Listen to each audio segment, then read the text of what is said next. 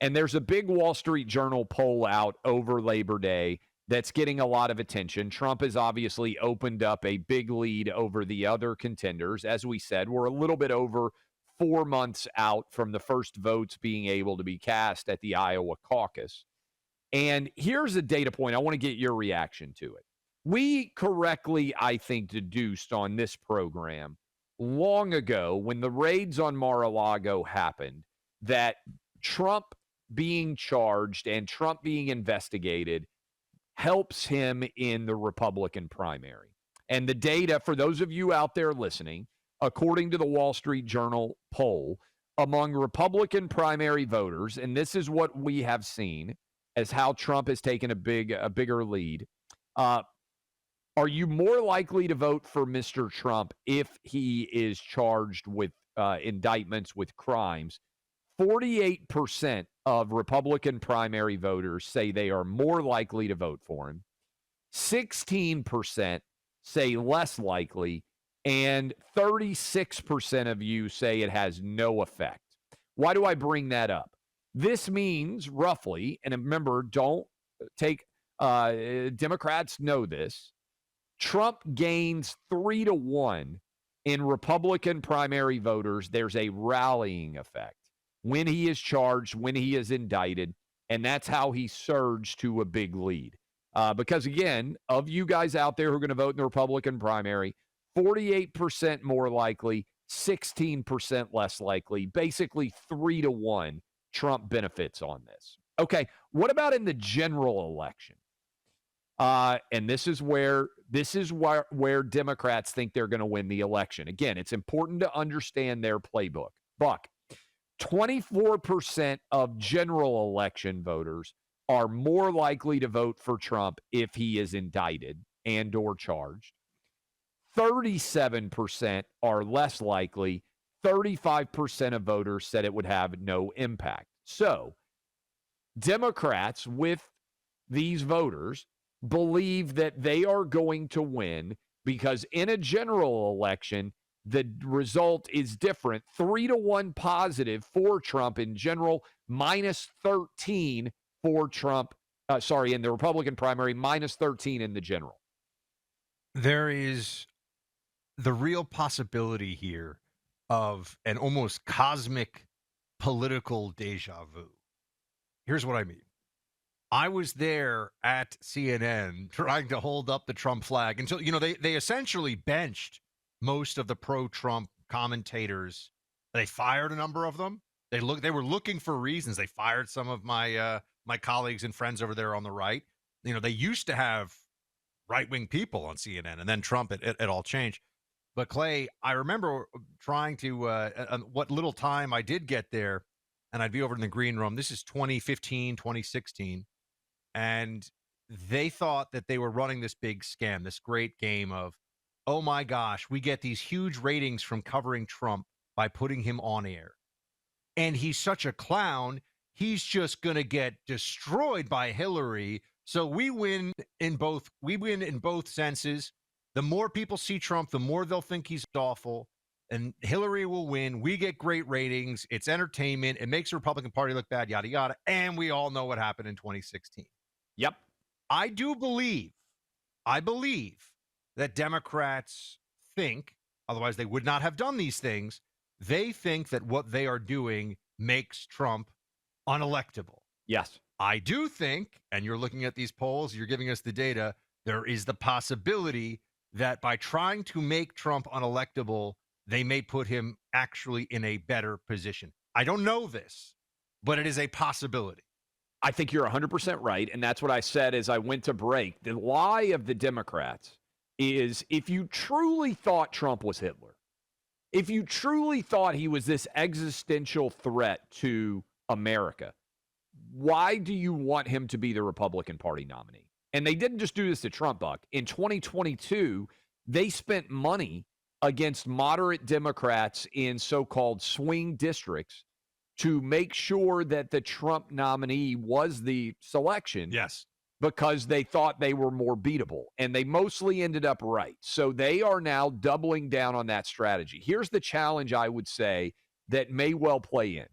I think 2024, if we get Trump v. Biden, it's going to be a story of two parts. It's going to be the criminality of Trump in terms of independent voters. And it's, again, alleged criminality because you guys all know that we believe this is actually a direct threat to democracy, and it's all ridiculous charges, but I think that's all worth mentioning. But for their purposes of their strategy of the case, so to speak, it's the criminality of Trump that will guarantee Democrats win. Here's the challenge I think they're not factoring in enough, Buck. I actually think Biden's dementia and his age and his physical and mental deterioration is a bigger story than Trump's criminality. So it's Biden's mental issues versus Trump's criminality. Which one? I'm telling you, this is the election. Which one is more compelling to the independent voter in Scranton, Pennsylvania? If you think back to like 90s political dramas, we always thought that presidential elections were going to be esteemed statesmen with PhDs and military service squaring off against each other in a gentleman's duel of wits. And now we got this situation. I think that for both sides, I think there's a sense of we can't lose, whether you're on the Republican side or the Democrat side of this. The belief among the party faithful is we can't lose because the other guy is so awful, right? I mean, I think Democrats that's true. Certainly believe that about Trump, and I think Republicans and Trump voters definitely believe that about Dementia Joe. But one thing about all this too, that because look, the data, and we try to look at what has happened, and this is why there's some static. I mean, there's some concern that you can point to with 2022, with Carrie Lake's loss, with Blake Masters' loss, with Herschel Walker's loss, with Doug Mastriano up in Dr. Oz. Dr. Oz, right? That's concerning. However, meaning that like, is the Trump magic not what it used to be? Now, let's be honest. That's what the concern is, given all the stuff that's gone on. Are people tired of him? We'll see. But I also remember Barack Obama, if we're just looking at this from the perspective of what we've seen as a dynamic in politics, Barack Obama's popularity never translated to other picks, to other candidates, to people he supported. In fact, it was Obama's tenure as president was pretty disastrous for the Democrat Party. But there was no way he was losing that 2012 election, not to Mitt Romney, right? And he obviously won 2008, 2012 by a lot. What I'm saying is Trump running in this case, maybe, it's very different than who Trump necessarily has supported. Now, people point to 2020, and I get that. That's the immediate rejoinder to this. But to that, we just say it was a once-in-a-century pandemic where half the country shut down. You didn't really run the experiment the way that you would in any other election year. I'll also point out that so far, and we are sitting at 4 months and whatever it is, 10 days roughly, until the Iowa caucus voting starts, when all of you out there begin to be able to have your voices heard, then New Hampshire, then South Carolina, then Nevada, all of that, right? I'll also point this out.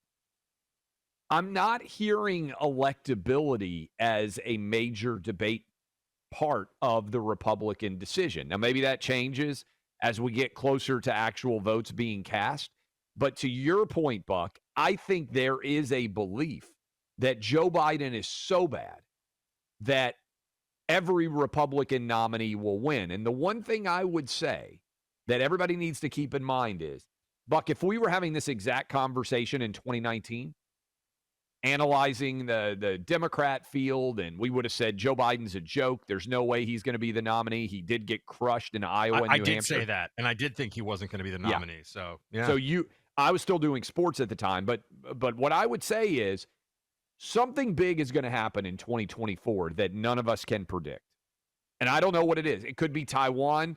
You've been saying it for a while. This is what I was saying in July when you were saying it's all over and Trump's the nominee. I'm saying 24. I think Trump's going to be the nominee if I were predicting right now. I'm saying in 24, after Biden was the nominee, COVID happened.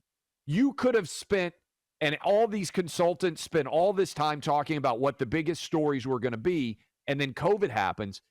I just keep thinking, and I hope I'm wrong, Buck, I keep thinking that there's going to be, it could be a health condition of one or the other guy, 77 against 80. It could be Taiwan gets invaded by China. It could be Something that, I mean, none of us could have predicted COVID. Something in 2024 that is totally off the expectation is going to happen, and we're already expecting a lot of crazy stuff. I mean, the political Talleyrand of pugilism, Mike Tyson once said, everyone has a plan until they get punched in the mouth. Someone's getting punched in the mouth next year in a big way. Something is going to happen, and we'll have to see. Have to be ready for it, team. It is going to be Clay and I say this offline, but as I'll say this to you now, 2024 is probably going to be the craziest year in American politics in living memory. In terms of the election, in terms of it's nothing else. Zero doubt. It's going to be absolutely bonkers. We are honored that you will be hanging out with us and making sense of it all together.